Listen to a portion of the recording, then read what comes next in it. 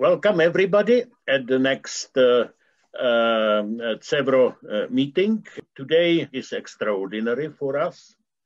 The world is squeezed in the geopolitics now almost everywhere, so not just the nuclear power plants are being judged according to geopolitical consideration, but even the vaccination, as we could notice in all over Central Europe in the last couple of days. So it's really our pleasure to welcome here George Friedman, or Georgi Friedman, the well-known geopolitical scientist, forecaster, writer, a man who regularly contributes to the various media throughout the West, the man who is a founder of Stratford and right now is a chairman of the geopolitical features. So if you want to know something more about him or about his work, so you can easily visit geopoliticalfutures.com. And George is also a very well-known author of a couple of books, became famous with the book titled The Next Decade. But then 5 years ago, he published a special book on Europe called The Flashpoints, The Emerging Crisis in Europe. That was also an opportunity for him and us to listen to him at several, because it was his first appearance among us. And now George, at least remotely, is here again, because last year he launched his new book, this time not about Europe, but about the United States, the book which is called The Storm Before the Calm, and it was already translated into the Czech language, so Bouře před klidem is the Czech translation. And therefore, logically, because it's the newly published book, George Friedman is here to share some views and opinion, mostly about this book, which is also, I would say, timely, because we are not just watching what's happening all over Europe, but also in the United States, sometimes to much of our surprise, confusion. And the storm, I think it's a perfect description of the current situation. So we are looking very much for the calm and we'll be really interested to listen to your views. The floor is yours. I started writing this book in a bar in Carlisle, Pennsylvania in 1973. I was attached to the U.S. Army War College, and I was sitting with some colonels, and they were saying, how can we survive? Richard Nixon is going to be thrown out of office. We're losing the Vietnam War. There are race riots everywhere, assassinations. How can it survive? Since I'm Hungarian, I know it could be much worse. So the Americans thought we were finished. But then I asked the question, the more drunk I got, has this happened before? And at the time I discovered that there was a 50-year pattern of crisis, fundamental reinvention of the United States, followed by extraordinary periods of growth. Why 50 years, I didn't know. I still don't. Why we operate this way makes more sense. We are an invented country. We are not a natural country. The history of Czechoslovakia goes back a long way. And the history of Hungary goes back a long way. France, organically growing together. We came into existence at a meeting, committee meeting, the Constitutional Convention. And at that meeting, it was decided that the motto of the American Republic would be Novo Ordum Seclorum, a new order of the ages. And it envisioned itself as something that had not existed before. And it existed itself as something out of the Enlightenment that could be invented. And the country was invented. It was created out of something that wasn't there before. Its history was not the history of England. It was not the history of anything. It had no history. It came to be. And at the heart of America history, of course, was invention. So I'll talk a little bit. It was electricity. It was the automobile. It was the microchip. American history is told in terms of the invention of things, but also of a constant reinvention of itself. In every generation, if you will, it is discovered that what we were is no longer suitable for what we want to become. And this creates a massive crisis because, of course, those who want to stay what they are, hold on, but the history grinds them down. And so we have an existential crisis that appears insoluble. And then that is solved. In the Great Depression of the United States in the 1930s, it appeared that the Republic could not stand the economic dysfunction that was there. And there was violence, there was racism. We'll talk about that a little bit. It appeared it couldn't live. And then by the 1950s, we entered a new age, a new era of prosperity and so on, which then in the 1960s turned into the nightmare of Vietnam, of assassinations, of presidents who were criminals and taken from office, amazingly, okay?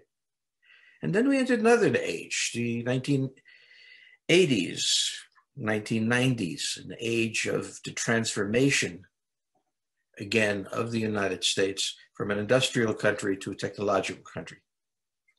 Well, it is important to remember at this point that the microchip, which drove and defined the country, is not high tech anymore. It is old technology from the American point of view. The automobile, whose first great plant in the United States was Henry Ford's, really gets its start in 1915. 50 years later, it's 1965, and all of these gigantic companies, General Motors, Ford, will last forever, and this will be the country, and then they slowly collapse. And the automobile becomes just a commodity. Whereas every young man wanted an automobile, could fix an automobile, lived in an automobile. And each year a new car was produced in a different color. And everybody walked around and said, it's a different color.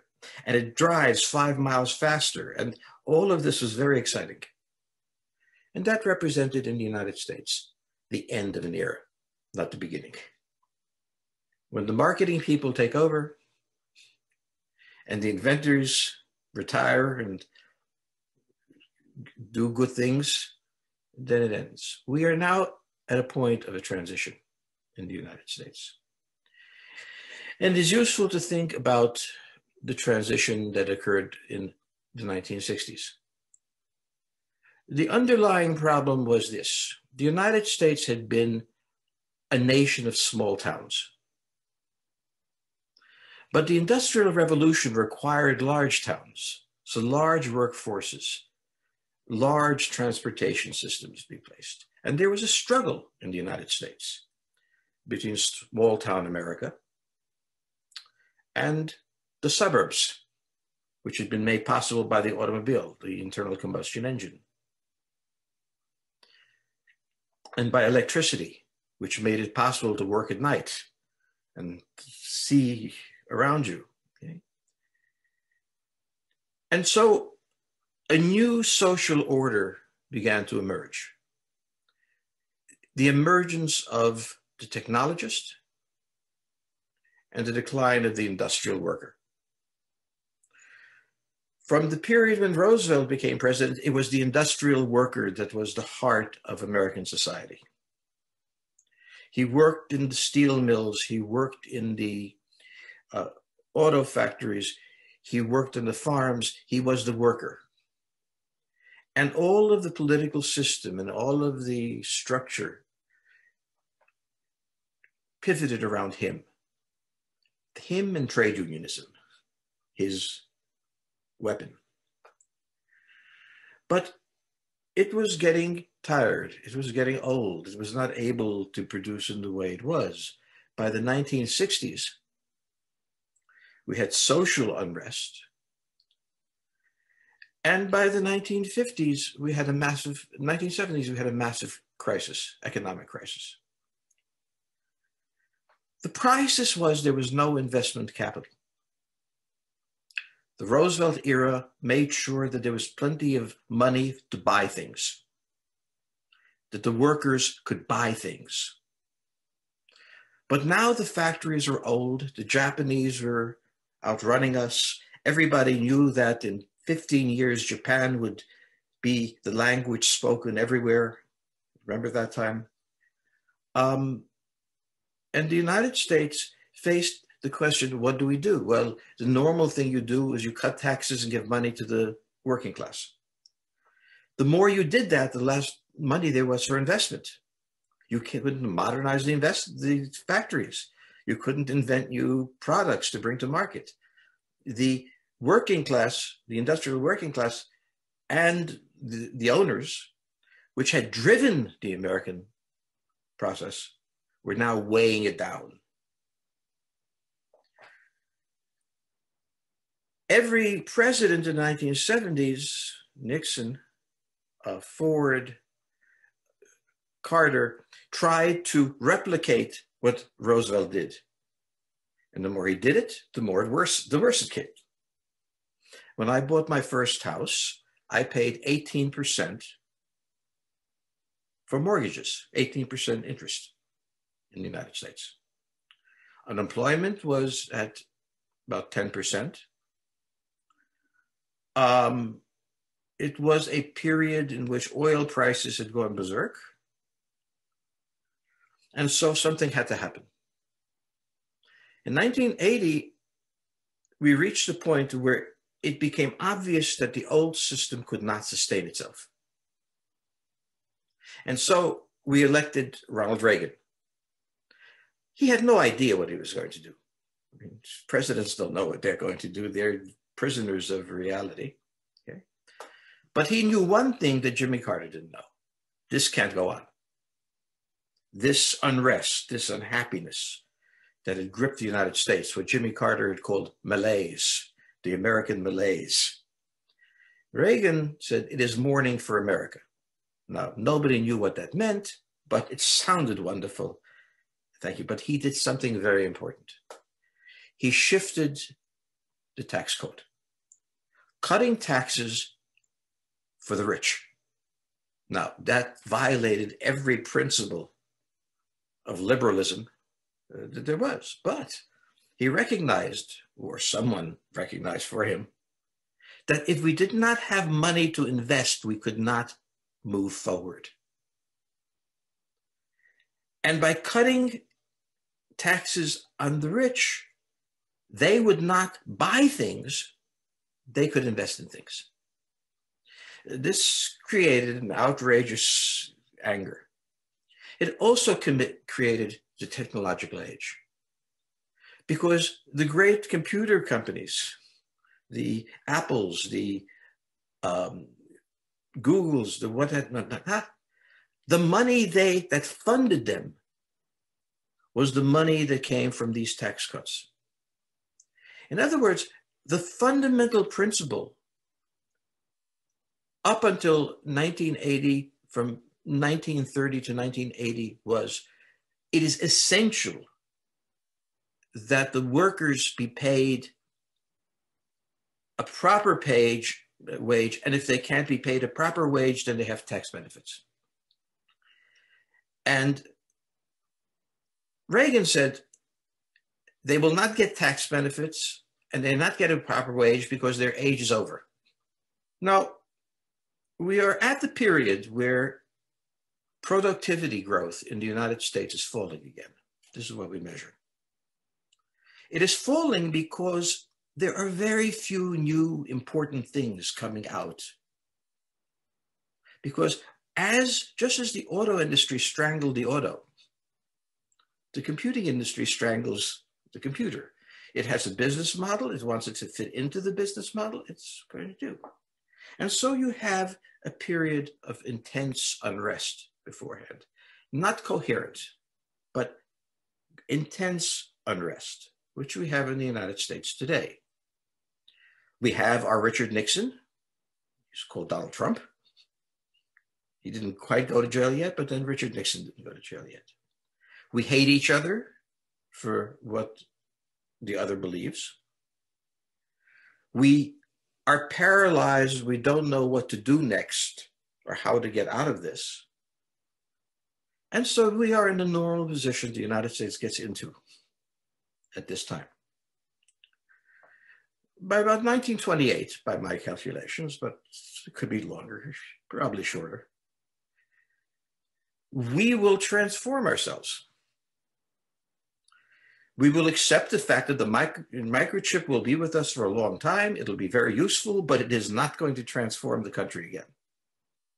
What will? Well, technology in the United States follows social necessity. The electricity made the Industrial Revolution possible by making it possible to live in cities. And you had to live in cities so that the supply chain could work. The automobile transformed the countryside, making it possible to spread the cities outwards so they weren't unbearable. The internal combustion made transportation brand new. The microchip made it possible to manage information in ways that were not manageable before, and more important, play video games. These were all produced by the microchip. Now it's done. So now we are at the point where we're in the storm. Dissatisfaction is deep. And the race question comes up, as it always does. And I'll talk a little bit about the race question. The great sin of the United States was not slavery. The Europeans invented slavery. The Africans had slavery. Slavery was not unknown at that time. The sin of the United States was that we said that we hold these truths to be self-evident, that all men are created equal. Right. We made that. And we knew it was true. The founders knew it was true. All men are created equal.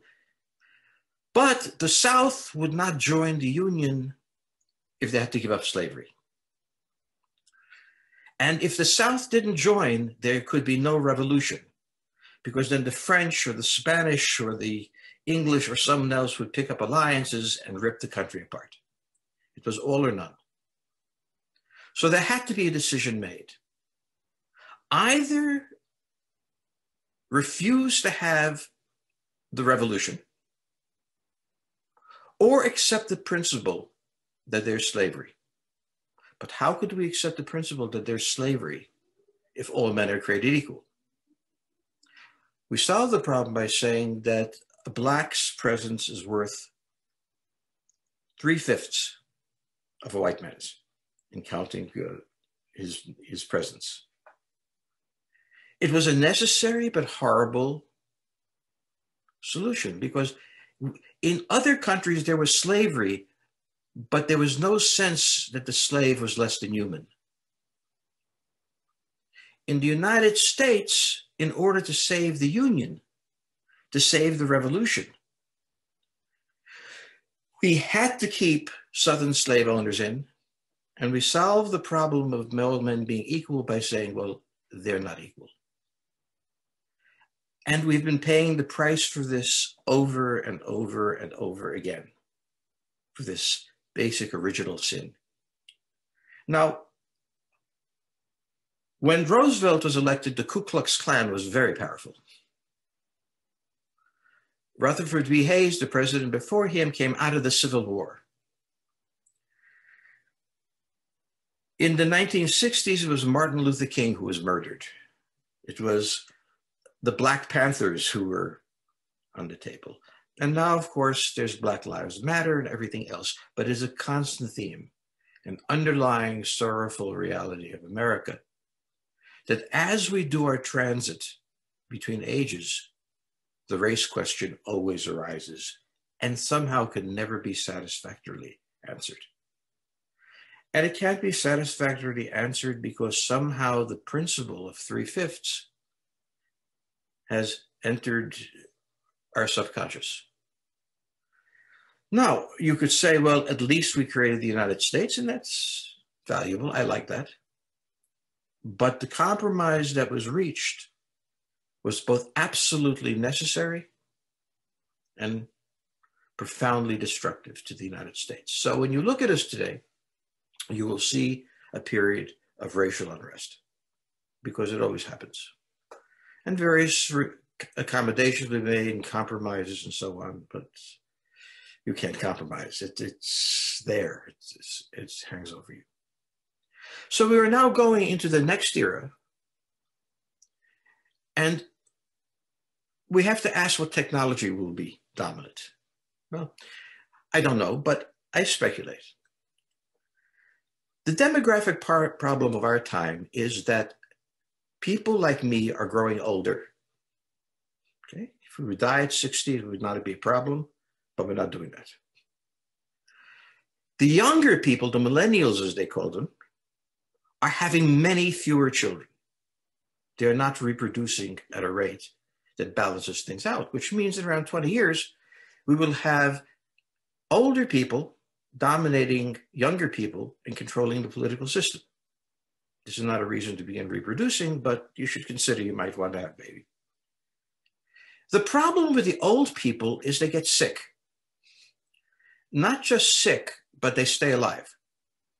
Parkinson's disease, Alzheimer's disease, and they soak up social resources massively. And in a society in which the younger people are fewer and the older sick people are greater, the social imbalance, the economic imbalance will be enormous.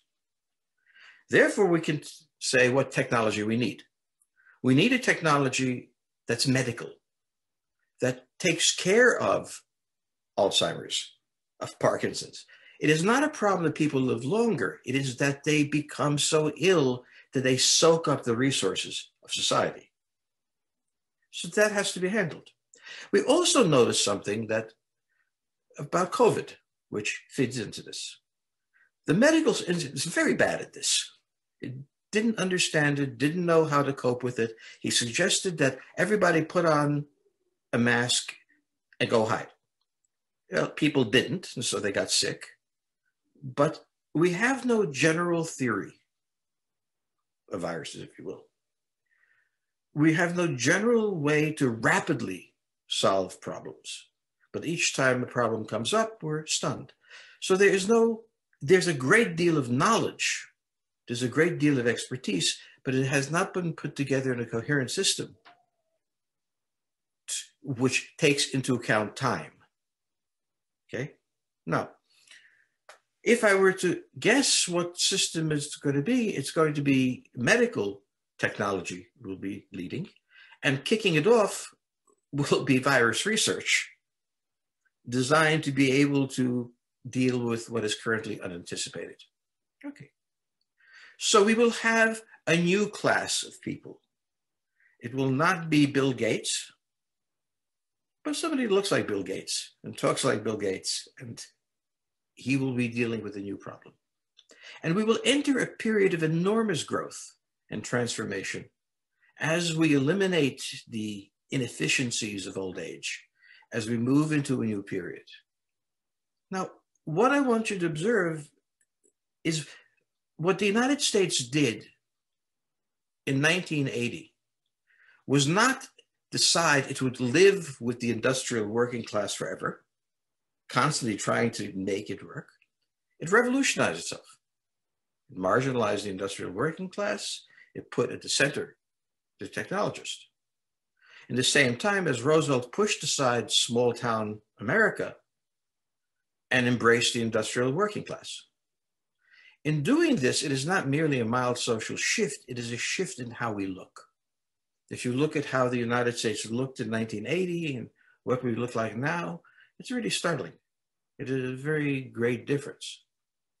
So to understand the United States, and I say as a Hungarian, you guys don't. One, we were invented. We're not a nation like you. We don't have a 5,000-year history or 1,000-year history or a 500-year. We're new. And not only that, every 50 years we reinvent ourselves into something else. And every time we do it with rage and anger, and it gives us the energy to move forward. And every time we do this, I remember coming to Europe in the 1970s and being told how we were collapsing and the United States is finished. And it always gave me pleasure not to collapse. It was the American pleasure. The European expectation of what will happen in the United States is consistently wrong, yet, interestingly enough, consistently there. We are doing something different. We are reinventing ourselves. Now, I'll end by saying one of the interesting things is that our foreign policy remains consistent throughout this time. So, for example, the fundamental foreign policy of the United States from 1945 to 1991 was the opposition to the Soviet Union and its allies, and carrying out operations from preparations for war to covert actions. And Republicans, Democrats, social crises, not social crises, this is what we did. After the fall of the Soviet Union in 1991, we were very confused. We had no idea who to attack. This is very uncomfortable for the Americans. Fortunately, 9/11 happened, and we decided that for the next 18 years, the primary strategy of the United States was to defeat terrorism. Now, on the one hand, we didn't turn Iraq into a democracy. On the other hand, there was no further attacks in the United States, even though many were planned. 9/11 was not seen as the first and final act. It was seen as a series, and they didn't happen. So 18 years spent doing that, well, you can consider what it was, but there was consistency in our policy.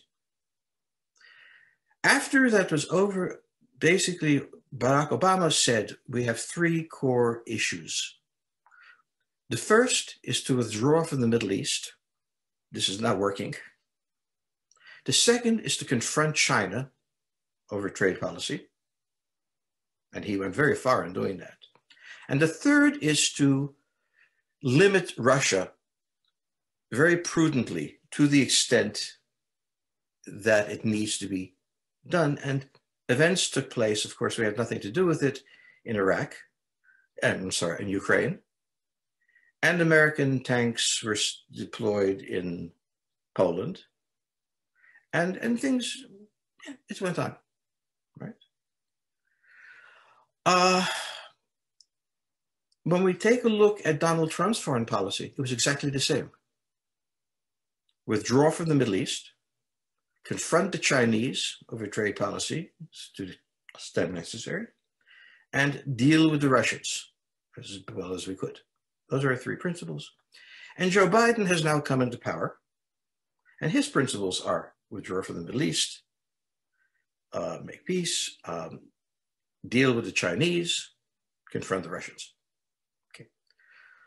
The interesting thing about the United States that affects you most is that there is consistency through the large phases of our history in our foreign policy, in spite of the destabilization that you see around you. So the United States looks enormously unstable, but the ships are still in the South China Sea, the tanks are still in Poland, and we're still trying to get out of the Middle East. We don't quite know how to, but we definitely intend to do it very soon. It is interesting to see that those two things are, the internal and the external are disengaged. So that the expectation was that Given all the chaos in the 60s and 70s, how could the United States stabilize itself? We had lost in Vietnam. This was going to be, and then the Soviets collapsed, not us. So it is important to understand that the resilience of the United States is built into its reinvention process. The reinvention process is ugly to look at. It looks like the country is tearing itself apart, but it does not extend to foreign policy very often. Those things remain fairly consistent. So I will stop here because I've gone over my time and ask for questions, comments, vicious attacks, anything you have. I also wanted to thank Tomáš Krsek and his publishing house who published your book, and because of that book, we together approached you for this discussion. So Tomáš Krsek and his publishing house should be mentioned. And I did read the book. It was very fast and smooth reading.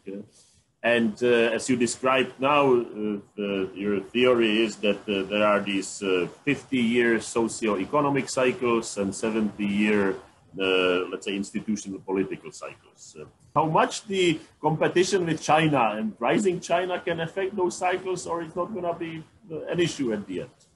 Well, we have to realize the geopolitical reality. First, the United States is in North America. The GDP of North America is larger than the collective GDP of the EU. Okay? It is also immune to attack on the ground in a way that Czechoslovakia historically can't be. Canada is not going to invade us. Mexico is not going to invade us. There's no one to threaten us. Finally, we control the Atlantic and the Pacific, which means that the possibility of the Chinese coming across the Atlantic through the US Navy is minimal. Maybe they can push us back a little bit, but then they can't do it. So we are a nation, not that's isolationist, we are both isolated and very wealthy. And that means we have room to maneuver in our domestic politics in a way other countries may not. It also means that we look at the world as distant. Even during the Cold War and other times, we see the world as far away and not really affecting us. That makes it possible for us to behave in ways that appear completely irresponsible without fear of foreign countries taking advantage of it. It also makes it possible to create a completely separate bureaucracy, the State Department, the CIA, the military, that operates independently of all the things that are happening inside the country. So we do have a foreign policy. It is fairly knowledgeable and sophisticated, but disengaged from the events internally in the sense that they are not affected by what's going on. And that's one of the very strange things about the United States, where most countries have an integrated reality. The United States has a disaggregated reality. You mentioned the thing, we don't look like we looked in 1980. Very soon, most people in the next couple of decades, most people in America will not be of European heritage. So it will be different people living in the same state. Do you think the fact that it is different people will make a difference to the integrity of your argument about the 70 and 50-year cycles, which I find very convincing, but I wonder if that demographic change mixed with the demographic change you talked about with age is going to kind of change the rules a little bit? I spoke of the United States being an invented country. I didn't go into it. One of the things that's invented is the people. So when the founding took place, most Americans were English in derivation. But the continent is huge. Jefferson bought the Louisiana Territory. He also realized very rapidly that the English residents couldn't settle it, couldn't exploit it. So what came into the United States was the Scotch-Irish. Now, everybody regarded the Scotch-Irish as subhuman. They drank, they cursed, they fought, and so on. And they were very serious. Benjamin Franklin raised serious questions about whether we could survive them. Okay. We did okay. The Germans came in, and they were regarded as dark and dangerous people. Again, Benjamin Franklin, he didn't like anybody, but he went through it. We have had waves of unassimilable people with really profoundly different values come in.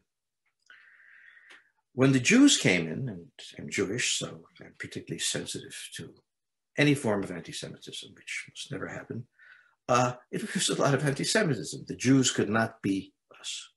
What happens is the people who come in are changed. The Scotch-Irish were changed. They were changed by the wealth. So we Hungarians are deeply committed to the Central Asian principles and to money. Now, when you give a Hungarian money, suddenly his love of the hortabaj may change. And what happens here in the United States is for the immigrants, tremendous opportunities. I was an immigrant to the United States. And to be an immigrant to the United States, I was very different from the other kids around. You have to change. So what happens is an unpleasant process for many, where it is seen as racist or denying values, is, my God, I can work at Goldman Sachs, but I can't work at Goldman Sachs and behave as an Orthodox Jew. They're Jewish, but I can't behave like one. The mechanism of the United States is, above all, efficient at metabolizing immigrants, particularly immigrants who have been seen as unmetabolizable. So I would take the argument and take a look at the history of the United States, at how they viewed the immigrants who came in, with the same kind of questions that you have, horror in many cases. And later they change. So long as the American cycle works to generate a prosperity that they lust after, they make the compromises. Now, this is not a popular view to take of how it happens and shouldn't happen or what happened, but it does happen. First of all, you come to the United States because you are not happy at home. Nobody comes to the United States to be a citizen because he's got a great life at home. We are all escaping something to make this trip. Second, what do we dream of? We dream of a good life, and that involves money. And we discover that in the United States, no one cares what you do at home. But in public, play the game. And this has been a very powerful mechanism. Remember, the United States, over 2-3 centuries, I can't count the number, nobody can count the number of immigrants metabolized, all of whom are seen as unmetabolizable. And they brought with them, all sorts of different values, foods, and so on and so forth. We are not a melting pot, we're a gathering. But when the Jews came, there was a serious question of how a Christian country could assimilate them. And on both sides, one side needing workers and the other side needing money, found a way to cross things over. And my father, when he came here, he was an Orthodox Jew, was rather appalled at what Jews had become. 10 years in, he managed. So I would argue that it is built into the system that I'm describing. I didn't have a chance to really go back to the Scotch-Irish, the first major non-English group, see how they were regarded and see how they assimilated to the times. They settled the Midwest. All right, thank you. Question from Martina. What can we expect? The US will concentrate on medical technologies because of the number of old people. and China will be investing into military and military technologies in order to rule the world. Where is this going to lead to? Well, firstly, the Chinese are going to invest in domestic security. They have many, many problems to worry about internally. Secondly, it's very important not to overestimate the Chinese military capability. Now, it's not just the hardware they have and everything else, but I say a different one. The Chinese Navy has never engaged in a fleet action, except in 1895, when the Japanese sank their fleet. A military force has to have an institutional memory. That is, I wasn't there, but I heard of Halsey. I know what he did.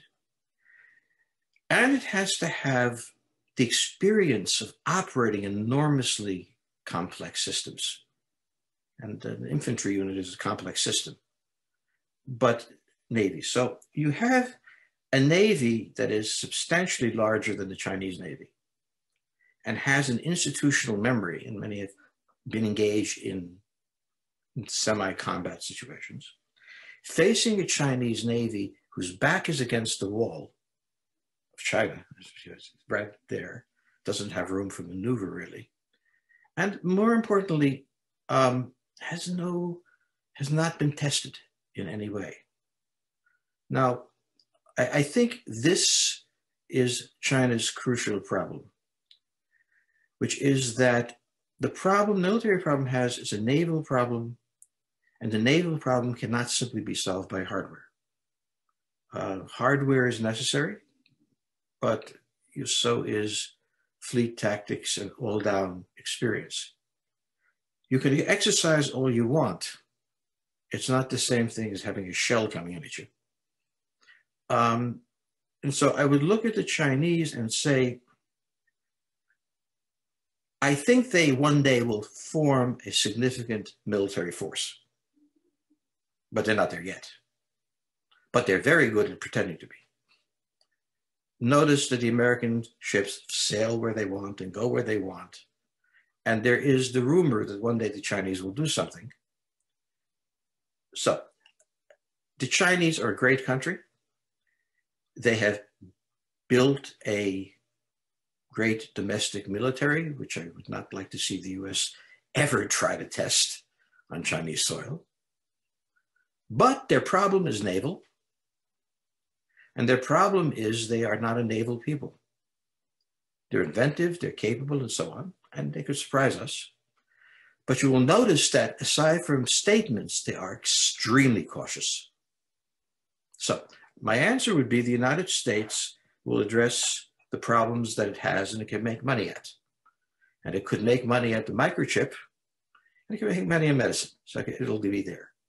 In the meantime, it has created and maintained a massive military force that has seen combat, some of them, in recent past.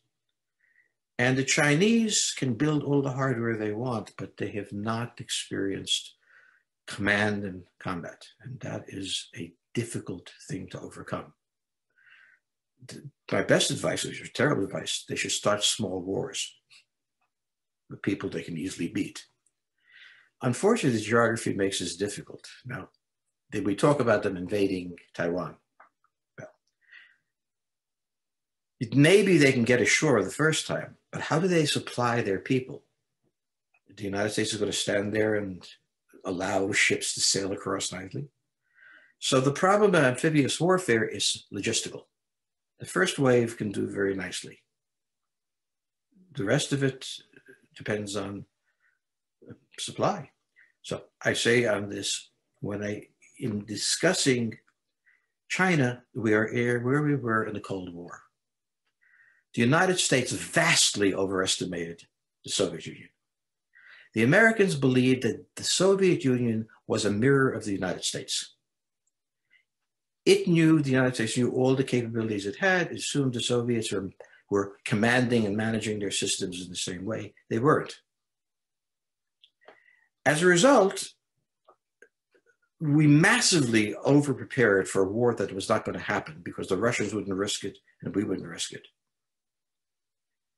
But we Americans in particular have a tendency to either badly underestimate our enemies, the Japanese, or badly overestimate them. But we have trouble nailing them. I think in the case of China, there is a clear set of problems when we speak about them as a peer power, as Russia was not really a peer power, except nuclear. So that's my harangue, and I'll stop. To that is linked a question from Zdeněk, also about China, but does it mean that because of the security of supply chain, that we are seeing the end of globalization as we know, or what is going to be the trend there?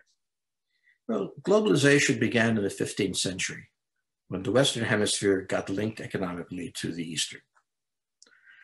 So it has had many dimensions and many changes and many shifts. But globalization is a fancy word for saying, I'm going to trade with a country far away, okay? China has a fundamental internal problem, which is that its interior consists of enormously poor people.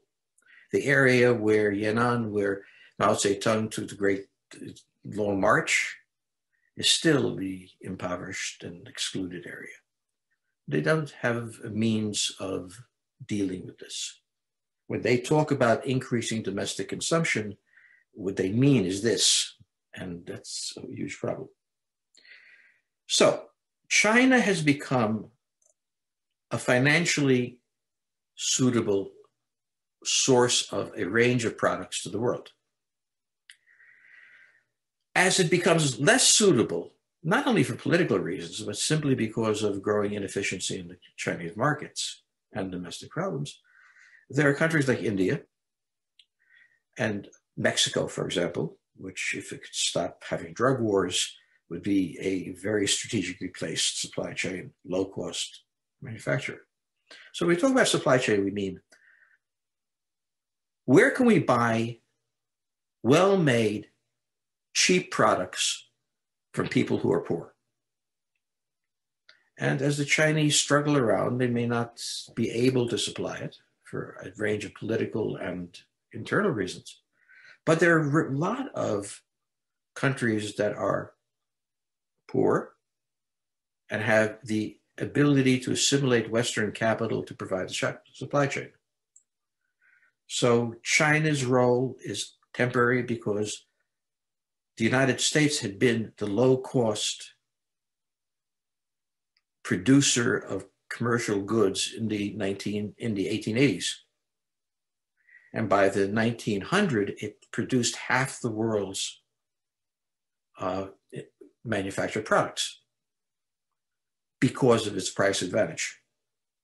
And then it lost its price advantage and had to shift in various other ways. Part of the Depression was that problem. We couldn't maintain it. So supply chains are always changing. China is not going to be the permanent source of low-cost products. And if it wants to deal in high tech, he can do it. But it's up against the United States, Germany, Israel, a bunch of countries, Korea, Japan. So it's a tough place to fight. But, just as we were absolutely overwhelmed by the Russians and standing by continually and watching you Czechs move around and do things. So now we do the Chinese.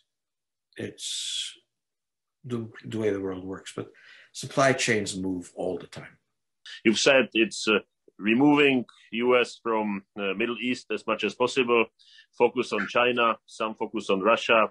But what about Europe? What's going to be Biden's policy, but overall what we will see across the Atlantic in the next decade, let's say? Well, there's a difference between making speeches and having policies. There'll be many speeches made you like, lovely speeches. The reality is that Europe is not a threat to the United States, and its evolution is not a problem for the United States. the European Union itself is an inherently unstable entity. Unstable because it combines vastly different cultures with vastly different understandings of the rule of law, for example, or willingness to follow them, and tries to meld them into one. And it has this bureaucracy, whose names I never know, who issue threats to their own members. So Europe has lost the second largest member economically, Great Britain. A foundation of Europe left. And the European Union's response is, well, this will serve them right. We'll get them. Well, that's a problem. It is attacking two members, Hungary and Poland, for being Hungary and Poland. And it is very difficult to understand how they will manage the Italian problem, which is that they're Italians. And how do you do this? How do you bring these countries together? Well, the Europeans thought that this was not going to be a difficult problem. Everybody wants to be together and hold hands and share, but they don't. It's especially in times of trouble, the tensions within the European Union emerge after 2008 with COVID and everything else. So from the American point of view, good luck, guys. You know, this is not something we're worried about. It's not a problem that challenges the United States, and we certainly don't want to be responsible for Europe. Can't be. We are interested in the attempt by the Russians to reestablish strategic depth. They have done this in two places, with very soft strategies. The first is in Belarus, where it sort of owns a president, I think. Hard to say. The second was South Caucasus, where they made a brilliant maneuver, shifting toward Azerbaijan and excluding in the end the Turks from the peacekeeping force and becoming the dominant force. Well, this is the southern entry point to Russia. Belarus is the western. And if I were a Russian, my top policy would be to resecure the entry points into my country. It is not a problem for the United States to do that, but it does not want Russia to be in a position to overawe the Europeans. And so the United States has developed a strategy of tripwire in Poland. Tripwire being like Berlin was. We could not hold Berlin, but the Russians couldn't take it without killing Americans. And they know that the Americans go crazy when you kill them. So they never tried it. We can't hold Poland. And certainly, we don't even know what the Germans will do. Will they let us through to reinforce? We don't know.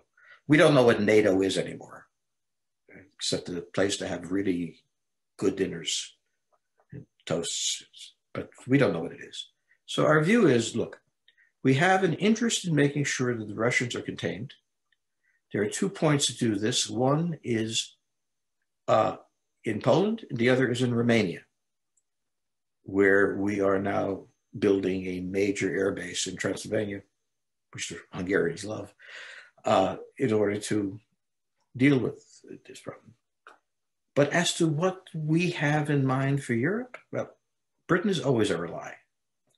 We fought with Britain in the First World War, the Second World War. Throughout the Cold War, the British were there for us in Iraq, even though they thought it was stupid. The British has been with us constantly. There are 5 eyes we talk about. The 5 nations that can see all intelligence from the other. The British, the Americans, the Australians, and the New Zealanders. This is something that should be paid attention to, because this bloc, okay, is enormously wealthy and has very common interests. Australia's interests and the American interests against China are very similar. The British don't know what their interests are yet, but when they figure it out, it'll be making sure they control access to the North Atlantic. The decision of the EU to allow Britain to leave was will be seen historically as one of the most catastrophic decisions they made, because they lost their Western anchor and opened that Western anchor to the United States, which we have no intention of using at this point, but over the long time. But the Europeans simply, we'll call it the bureaucracy of the EU, has a breathtaking arrogance. They don't see dangers, particularly from outside. So allowing Britain to leave instead of giving it whatever the hell they wanted, I don't know what it was, instead of finding a path to provide them what they needed, created a geopolitical problem for Europe. But the American-British relationship, I mean, there's a great deal of talk about a free trade agreement with Britain. I am sure that no one is going to vote against it. We have it with Canada, we have it with Australia. The New Zealanders have it with us through Australia. Okay, so this will happen. And so if the EU thought that it was smart to have the United States on its borders right across the sea, okay. And how much we are going to be facing the question here in Europe and the situation to choose either US or China, if there is going to be the US-Chinese competition growing and there will be a European hesitation or let's say a will to take best from both and it will not be possible. Do you see that scenario? Or? At the moment, we couldn't care less if you chose China, because what does it mean? Between you and China is Russia and everything else. If you want to trade with China, we trade with China. If you want to invest in China, the United States has never had any problem. If you want to have a military alliance with China, you don't have a military. You can't have a military alliance with China. So from our point of view, these are newspaper stories, not to criticize anybody from a newspaper. I love to do them all. But an alliance, tell me what an alliance, what choosing between China and the United States is. If the US offers you lower prices, you will buy American. If the Chinese offers you a better product, you buy Chinese. This conflict doesn't exist. So this is not like, can we get Czechoslovakia, pardon me, out of the Soviet bloc? I mean, that might have meant something because it could put back tanks forward. But there is a general feeling in the United States that Europe is no longer an ally.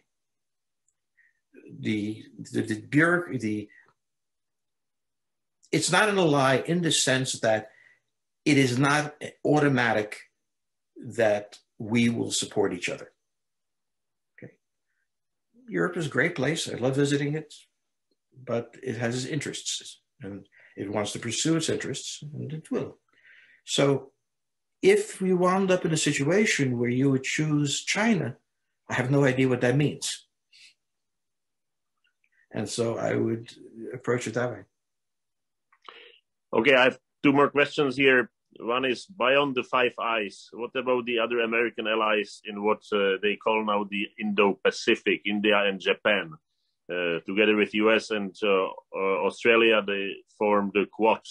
There was a talk about the Quad evolving into an alliance. Is that likely outcome, or what's going to be happening on that front? The United States has a more powerful alliance against China than they had in NATO. Japan is an ally. South Korea is an ally. Taiwan is effectively an ally.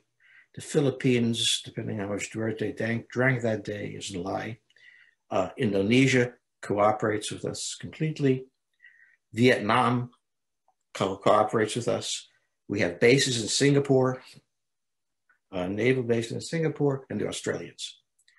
The only ally the Chinese have officially is Pakistan, which doesn't really play in this game. So when you take a look at the alliance structure and you look at it carefully, you realize something very interesting. No one wants to side with China. Okay? There's no ally that China has that plays in this game. and now Myanmar, which it was cultivating, has blown up. So the United States has a massive alliance structure to the east of, basically from the Aleutians to the Straits of Malacca and beyond, okay? And this is another American advantage, of course. Within that alliance, there's been discussion of the Japanese, the American, and the Australians, naval powers, forming a strong alliance with the Indians, the Quad Power, which the Chinese have also alienated. There's plenty of, what the Indians are doing is they won't form the alliance, but they maneuver with the Australians, or the Australians and the Japanese, or the Americans alone. So they're not part of the alliance, but the many actions have taken place from an exercise point of view where they have become familiar with our methods and we of theirs. So this is another element that's very important, which is China has done something amazing. It's alienated all of its neighbors. And that causes a huge problem for them because it's enclosed by a line of islands that make breaking out into the Western Pacific very difficult. So I would say that it's an excellent question. The alliance structure of the United States, I totaled it up. China has a $14 trillion GDP. The American alliance has a $33 trillion GDP. Japan, the United States, and so on.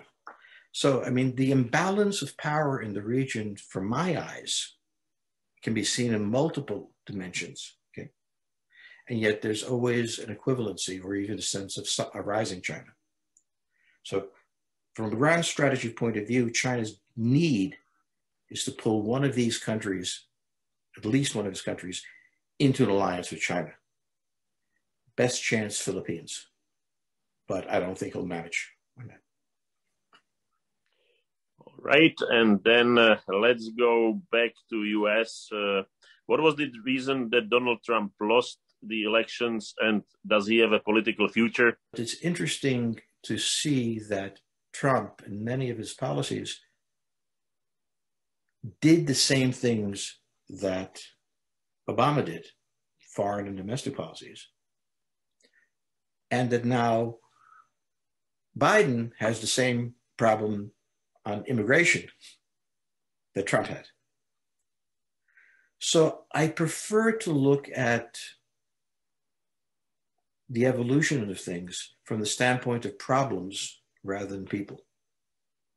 Because Biden may not want this problem, but he's got it. And whether Trump comes back or not, there's a lot of support for Trump because there's a tremendous distrust of the federal government at this point, and a belief that the federal government is controlled by interests like high tech, okay? So the transition point is always a deep distrust of the federal government.